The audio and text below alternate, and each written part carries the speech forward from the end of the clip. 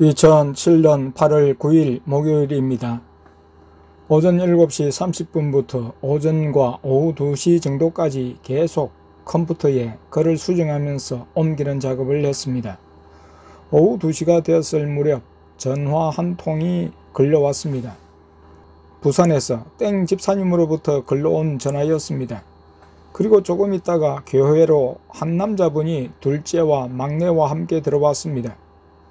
그분은 땡 집사님으로 현재 부산에 살고 있었습니다. 42세로 중국 선교의 비전을 가진 분이었습니다. IMF 이전에 중국에 진출하여 사업을 하다가 IMF를 만나 부도로 파산하였다고 했습니다. 중국어에 능통하고 지금은 중국의 지하교회를 위해 잡지를 기고하고 책을 쓰며 복음을 전하는 분이셨습니다. 고등학교 1학년 때 방언을 받아 영서를 쓰고 음식도 채소만을 먹으며 구별되게 살려 했던 하나님이 택하신 종이었습니다. 예수님을 보았고 또 지금의 아내 될 사람의 얼굴도 보았던 그였습니다. 그런 그가 최근 5년간을 고통 속에 헤매고 있었습니다. 변변한 직장도 없이 글을 쓰며 생활하다 보니 가정에 제대로 유익을 주지 못했습니다. 급기야 왜 하나님이 내 기도를 들어주시지 않고 내버려 두십니까? 하며 항변할 정도였습니다. 엊그제는 우리에게 전화하면서 미친 듯이 그 고통을 내뱉었습니다. 중국에 오래 머물며 변변치 않은 상태로 지나자 처가는 발칵 뒤집혔고 무능한 사이를 딸과 떼놓고자 했습니다. 지금은 아내가 이혼 서류를 보관 중인 상태에 있었습니다. 두 아들이 있는데 큰 아들은 7살과 작은 아들은 5살이었습니다. 처가는 믿는 가정이었고 장인어른은 교회의 장로님이었고 장모님은 권사님이었습니다. 아내는 교회를 다니며 외국계 생명보험회사에 다니고 있었습니다. 땡 집사님은 지금 건강도 좋지 않다고 했습니다. 장기간의 스트레스로 인해 속도 안 좋고 이도 많이 상해 있다고 했습니다. 중국에 대한 선교 비전은 하나님이 주신 것임을 알 수 있었습니다. 중국을 떠나서는 자신이 할 일이 없다고 생각하고 있었습니다. 국내에서는 인정받을 것이 없어도 중국에서는 자신의 존재 가치를 느낀다고 할 정도였습니다. 그런 그가 하나님의 도움을 구하고 있었습니다. 이곳 저곳을 찾아서 말씀을 구하고 있었습니다. 최근 구원의 확신도 없어진다고 했습니다.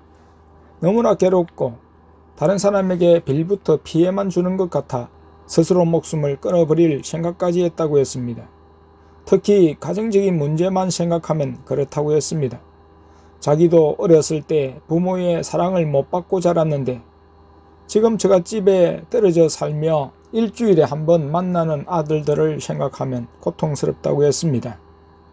자기는 사랑을 받지 못하여 사랑도 주지 못하는 것을 지금 깨닫는다며 자녀들에게 사랑을 못 주는 것을 안타까워하며 소리내어 울먹였습니다. 자기가 주고자 하지 않던 것을 끝내주는 자신을 학대하며 자기와 같은 전철을 밟는 것에 가슴 아파했습니다. 자기에게 주는 고통은 얼마든지 견딜 수 있겠는데 자녀들이 받는 고통은 참아 보지 못하겠다며 하나님이 왜 나를 이렇게 힘들게 만들어 놓으셨는지 이해하지 못하겠습니다 했습니다. 얼마 전에 아들 중 하나가 유치원에서 전화가 왔는데 전화를 하는 중에도 다른 아이한테 맞으며 우는 소리를 듣고도 뛰어갈 수 없는 자신을 한탄했습니다. 또 주일에 둘째 아들을 만나 예배하고 부부와 헤어지는데 그 아들이 엘리베이터에서 내리면서 아빠 잘가 하며 애써 웃음을 짓는 모습을 보며 더 마음이 아프다고 했습니다. 이제 뭔가를 알면서도 아빠를 생각하는 아들의 행동이 더 미칠 듯이 괴롭다는 것이었습니다. 그를 우리와 연결시킨 사람은 얼마 전에 인천에서 만났던 중국에서 온 땡 집사님이었습니다. 땡 집사님은 중국의 선교를 위해 부름을 받고 주님으로부터 많은 은사와 능력을 받고 있었고 영적으로 우리와 연결이 되어 있었습니다. 우리에게 계시는 삼일체 하나님의 함께하심을 의심치 않고 우리를 사모하는 여종이었습니다. 땡 집사님의 사정을 듣고 우리에게 전화를 해보라는 말을 해준 것이었죠. 이미 전화상으로 아내와 통화가 있었고 자녀들을 통해 방은 통변도 확인했었습니다. 땡 집사님은 하나님의 사랑을 구하고 있었습니다. 하나님이 한 말씀만 해주시면 좋겠다고 했습니다. 그것은 내가 너를 사랑한다는 말이었습니다.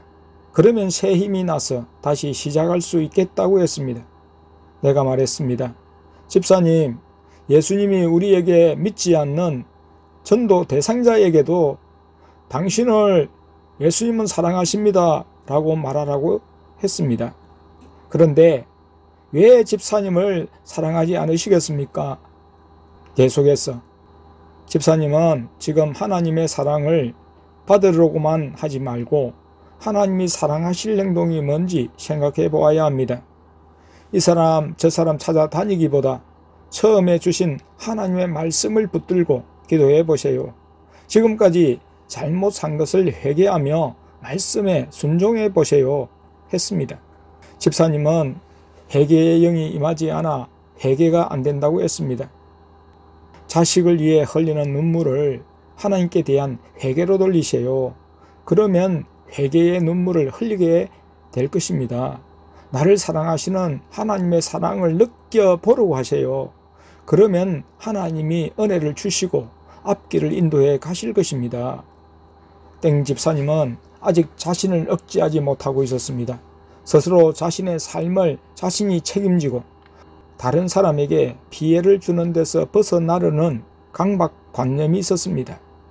외모지상주의의 사람들에게 당하는 수모를 견디지 못하여 죽지는 못하고 도망가려는 마음도 있었습니다.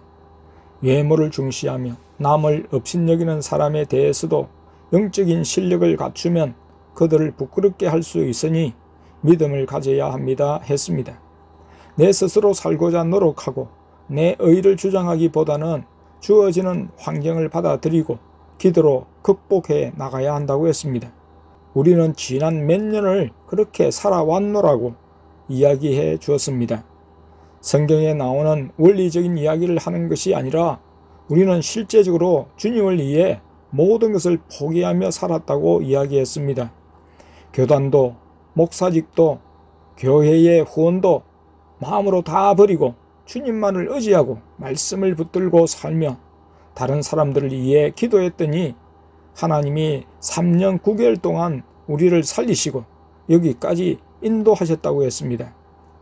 전임 교회를 그만두고 창원 감정으로 이사하기 전 3개월을 사택 아파트에 머물렀던 기간이 있었는데 이 기간을 포함하면 3년 9개월이 됩니다. 땡 집사님이 지금 버리지 못하는 것 때문에 괴로워한다면 그것부터 단호하게 잘라버리라고 했습니다. 출애굽기 32장 참조. 그것이 아내이면 아내, 자식이면 자식이라고 했습니다.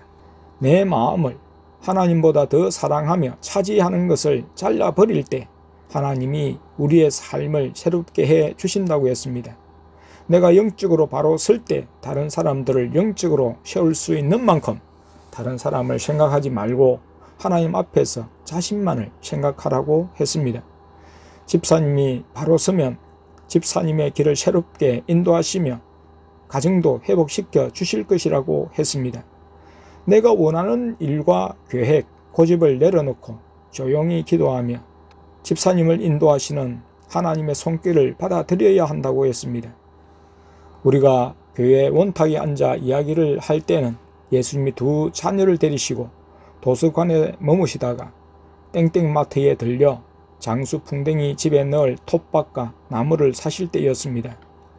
성령님은 우리와 함께 계셨는데 내가 땡 집사님에게 불과 전기를 넣으며 기도할 때 직접 불과 전기를 넣으셨다고 했습니다. 다시 자리를 이동해 사택으로 가서 이야기하며 식사를 함께 했습니다. 떠나기 전 축복 기도를 부탁해서 머리에 손을 얹고 축복 기도를 해 주었습니다. 내 온 몸이 뜨거워지며 불이 나가는 것을 느낄 수 있었습니다. 땡 집사님이 올 때는 눈이 매섭고 검었었는데 많이 밝아지고 웃음이 회복된 것에 감사했습니다. 이 모든 일에 성령님이 함께 하셨습니다. 다음에 올 기회가 있으면 자녀들을 데리고 오라고 했습니다. 방언을 받으면 그 자녀들이 회개하고 주님의 은혜 가운데 자라갈 수 있기 때문이었습니다. 땡 집사님은 다음에 또 오겠다며 기쁨으로 인사하며 갔습니다. 예수님과 대화를 나누는 중에 아내가 질문을 드렸는데 내가 대답을 냈습니다. 그때 예수님께서 나에게 지가 영안 열렸네 라고 하셨습니다. 예수님이 대답하셔야 될 건데 내가 예수님을 투둔한다고 답변을 했기 때문입니다. 우리가 무슨 이야기를 하고 예수님의 답을 기다리다가 우리가 그에 맞는 답을 하면 예수님은 무조건 지가 영안 열렸네 라고 하셨습니다. 이제는 질문만 드리면 영안 열리면 하시고 우리가 배노를 하면 지가 영안 열렸네로 맞장구를 치셨습니다. 누가 상담 전화가 와서 답답함을 호소하는 것을 말씀드려도 영안 열리면 이라고 먼저 말씀을 하셨습니다. 재차 여쭈면 대답할 말씀을 주셨습니다. 기도해라, 회개하라 등등의 말씀을 하셨고 영적 상태를 짚어주셨습니다. 예수님이 영안 열리면 의 대답이 지나가고 한동안은 지가 영안 열렸네로 말씀하셨습니다. 한 번은 예수님이 지가 영안 열렸네 하실 때 어느 순간에 내가 재치를 발해 제가 영안 열렸어요 예수님 하고 다시 여쭈었습니다.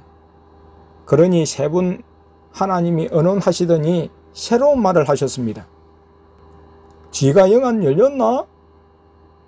지가 영안 열렸나? 지가 영안 열렸나? 다시 할 말이 없어졌습니다.